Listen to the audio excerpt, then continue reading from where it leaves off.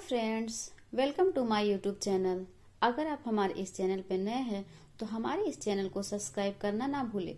तो मित्रों, चलो शुरू करते हैं आज की कहानी। आज की कहानी एक दयालु रानी की कहानी है। एक राज्य में एक चिड़ी मार रहता था।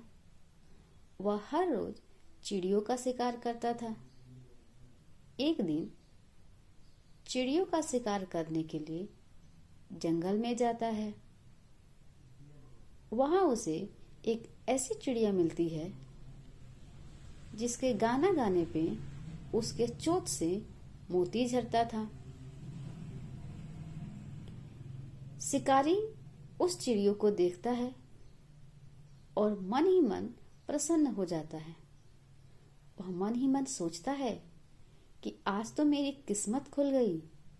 आज मुझे ऐसी चिड़िया मिली जिससे मुझे हर रोज सोने की मोती प्राप्त होंगे और उस मोती को बेचकर मैं एक बहुत धनी आदमी बन जाऊंगा।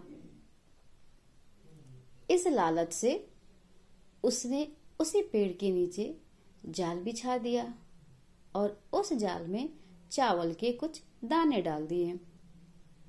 चिड़िया जैसे ही चावल खाने के लिए पेड़ से नीचे उतरती है, जाल में फंस जाती है।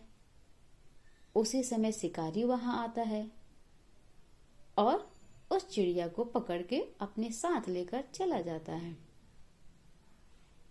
अब हर रोज चिड़िया गाना गाती। जैसे ही गाना गाती, उसके चोंच से ढेर सारा सोने का मोती निकलना शुरू हो जाता था। चिड़ीमार उस मोती को बेचकर देखते ही देखते गांव का सबसे धनी व्यक्ति बन गया।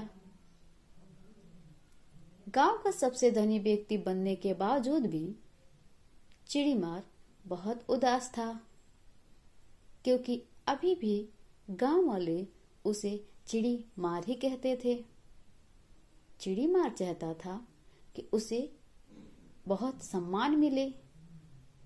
इसके लिए उसने एक युक्ति बनाई।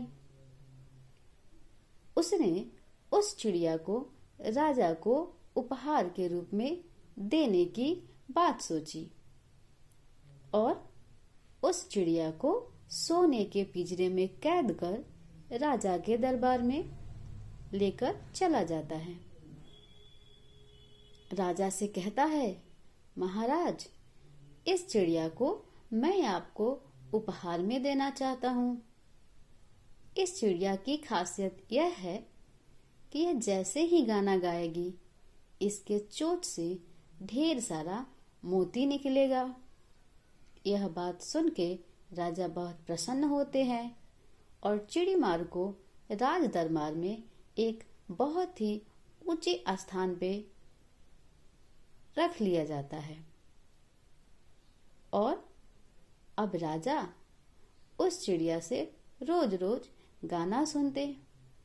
जैसे ही चिड़िया गाना गाती, उसके चोंच से ढेर सारा मोती झरता। देखते ही देखते राजमहल में भी ढेर सारा मोती जमा हो गया। अब राजा ने उस चिड़िया को अपने सबसे पसंदीदा रानी को उपहार के रूप में दे देता है।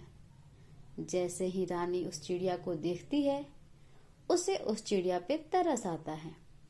वह बिना कुछ सोचे समझे चिड़िया को आजाद कर देती है।